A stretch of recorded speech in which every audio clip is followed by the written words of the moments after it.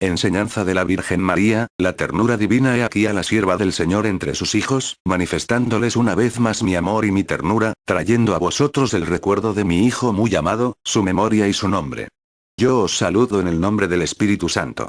Bienvenidos seáis, oh pueblo amante de la verdad. Que tenéis sed de espiritualidad, en el nombre de mi Hijo que me inspiró en la cruz, vuestra guía y protección. Noche de recuerdo es esta, en que acompañáis con vuestro corazón a María de Jericó, la madre solitaria en aquel día de dolor. María, que sufre en el presente, tanto como en aquel segundo tiempo, segundo testamento, por el desvío y desconsuelo de los hombres, piensa en todos vosotros. Y la naturaleza, también sensible al dolor divino, manifiesta su pena. El sol se ha puesto triste esta tarde como todas las tardes de recordación. La tierra está triste como el alma de todos los hombres y vosotros vivís en estos momentos la pasión del Redentor. Jesús era humilde, Jesús era todo amor, ternura y misericordia. Tenía su corazón, su mirada y sus manos suaves, él era como un lirio. Su voz era dulce y bondadosa a los que le oían y su palabra iluminaba como una estrella a los que lo rodeaban. Hablaba de cosas bellas, santas y buenas a los niños que le escuchaban, pues solía platicarles del reino de su Padre, se sentían transportados al oír la promesa de habitar después de esta vida en un mundo mejor. Su protección era la de un amante pastor y su enseñanza la del mejor de los maestros. Los niños lo amaban, gozaban cuando la mano de Jesús pasaba suavemente por sus cabezas y en su faz se veía la felicidad cuando eran mirados por él. Cuánto amó a los hombres y cuánto amó a los niños. Jesús brillaba más que los rayos del sol, porque de él se desprendía una luz divina que embellecía su ser. Su mirada no era como la de los demás hombres, como la de los otros maestros, sino que penetraba en los corazones vivificándoles y bendiciéndolos. Sus ojos siempre serenos y tristes tenían un mensaje secreto, profundo, sublime, para la humanidad. Su voz tenía una armonía tan dulce y desconocida, que arrullaba y llamaba a los niños sus amigos. Los niños cuando se acercaban a mí, buscándolo, me decían, buscamos a nuestro amigo Jesús, y era verdadero amigo de la niñez. Cuántas cosas bellas mis ojos contemplaron y cómo me alegré de ser madre de Jesús. Después de mi embeleso y éxtasis con que miraba a mi hijo, viéndolo tornarse de niño en adolescente, presentía el fin que le esperaba cuando hubiera concluido su misión. Él como maestro, desde su niñez me decía, mira madre la limpidez de esa fuente, de la cual toman agua para cultivar el jardín y cuánta belleza después en las flores cuando llega a la primavera. Así es el corazón del que ama, siempre dispuesto a dar sus mejores aguas y el pensamiento a dar sus primeras luces. Así amo a la humanidad, un canto eterno de amor hay dentro de mí. Más allá de Jerusalén hay también otros hombres que viven como estos y mi Padre, es el Padre espiritual de todos, también a ellos llegará su divino mensaje. Él hablaba con una seguridad tan grande desde pequeño y me decía, mi Padre me habló esta noche y a mí ha llegado su mensaje secreto, lo he sentido en mi corazón. Una belleza muy grande lo cubría, cuando elevaba su espíritu haciendo comunión con el Padre y después, cuando lleno del Espíritu Divino se encontraba e iba en busca de los tristes, de los enfermos, de sus labios parecían brotar rayos de claridad, de luz divina. Su lenguaje sencillo hacía que todos le comprendieran. Su vida fue ejemplo de espiritualidad y yo la feliz madre de aquel hijo que el cielo me había dado, lo acompañé en su tránsito por el mundo. Después de mi gozo, fue el sufrimiento. Mas el hijo y la madre acataron la voluntad divina.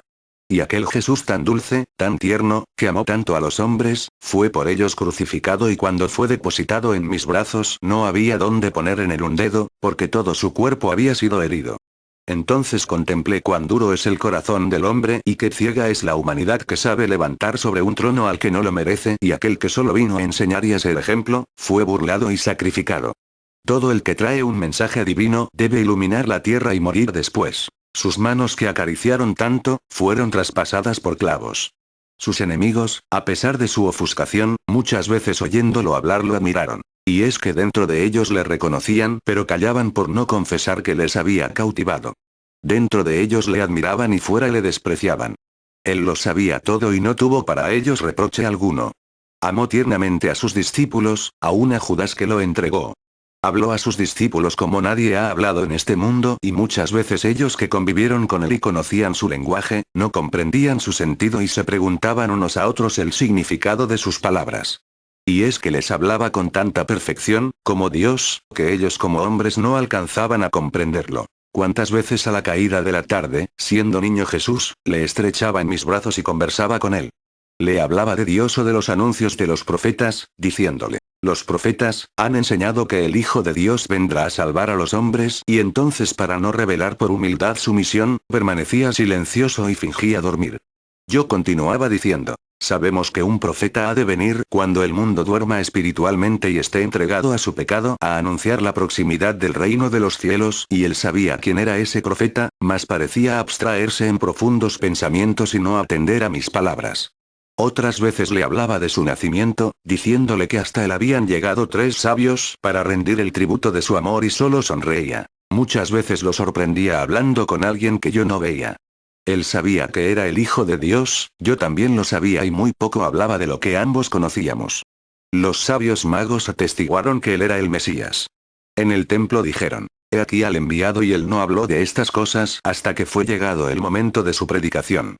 Cuando un pobre llamaba a la puerta de aquella morada humilde, pidiendo caridad, mi hijo acariciaba su cabeza y le decía: yo he venido a vosotros para haceros dueños de un reino, y hablaba a aquel largamente. Entonces aquel menesteroso olvidaba su pobreza y se alejaba satisfecho. Jesús tenía tanto poder, que cuando decía a los hombres: seguidme, ellos lo seguían dejando las cosas materiales. Porque el que le había oído, ya no podía vivir sin su palabra. Olvidaban sus afectos y necesidades porque su palabra era cautivadora, llena de verdad, de ese amor y caridad de que está siempre hambrienta la humanidad. Cuando conversaba conmigo me decía que el amor del Padre Celestial es el primero y último amor. Que Él es principio y fin de toda criatura y que, lo que de Él procede a Él tiene que volver. Cuando oraba, parecía transportarse a otras regiones y después de volver de su éxtasis me decía: madre, en breve partiré porque hay misiones que mi Padre me ha confiado y voy a cumplirlas. La humanidad me llama, me necesita y debo ir a ella a dar lo que el Padre me ha ordenado. Su corazón, siempre compasivo, se complacía en consolar lo mismo a los hombres que a los seres inferiores, también necesitados de amor. Él venía curando y restaurando seres y cosas, y al paso de su mano las heridas se cerraban. La herida de Malco la cerró con su amor. Juan 18, 10, 11. Los hombres palparon sus prodigios. Siendo niño todavía, se acercó a él un anciano y le dijo: sé que posees ciertas virtudes y vengo a ti en busca de ayuda, mi siembra se marchita por falta de agua. Yendo en pos del anciano llegó a aquellos campos y después de elevar sus ojos al cielo habló algunas palabras y las aguas cayeron a torrentes fecundando los campos. Aquel anciano recogió abundante cosecha y el sembrador me dijo: este niño tiene una virtud que el cielo le ha dado, pues nunca mis campos produjeron tanto, ni mis graneros fueron tan llenos. Y la madre era feliz mirando el cumplimiento de la palabra de Dios y la obediencia de mi hijo. Yo también necesitaba verlo, oírlo y estar cerca de él para ser dichosa. Aquel niño convertido más tarde en maestro, habló en parábola para instruir a sus discípulos conforme a su entendimiento. Habló de la eternidad, de las leyes del Padre y de su plan perfecto.